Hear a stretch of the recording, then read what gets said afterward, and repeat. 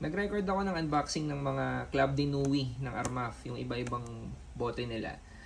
Pero ayaw mag-upload, so naisip ko, tsaka mahaba pala yun. So gagawa na lang ako ng separate videos for each. Ito yung inuna ko kasi ito yung may pinakamagandang presentation. Yung Press U. Kinda pricey. Hindi, pricey talaga eh. 55 ml lang siya, pero pakita ko na lang sa inyo.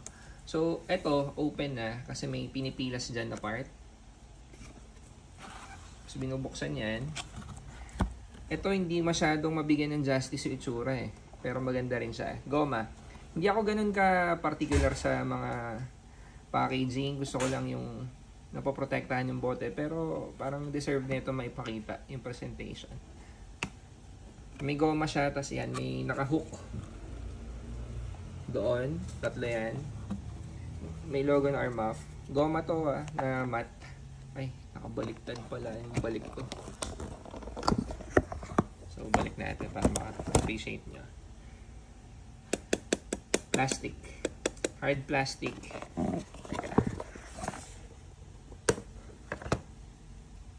So, paano ko ba i-describe to?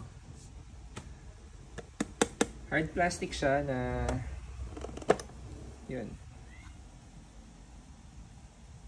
May literature. Ito, parang lahat ng Armaf yata may ganito eh.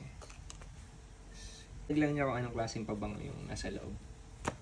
Tapos may pamunas. Kasi siguro kung may something negative lang sa dito sa presentation nito. Takaw ano siya, takaw alikabok, takaw fingerprint. So meron nito. Yung CD Nim limited edition perfume may ganito din eh.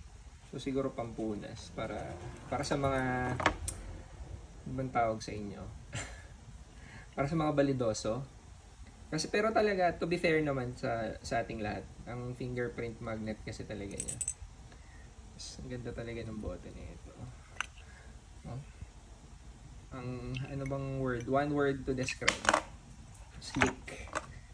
S-L-E-E-K. Ang let lang nyo. 55 ml lang to. X-straight. Yun. Aalis kami ngayon, pupunta kami birthday party. Ito yung gagamitin ko. Wala, pinakita ko lang.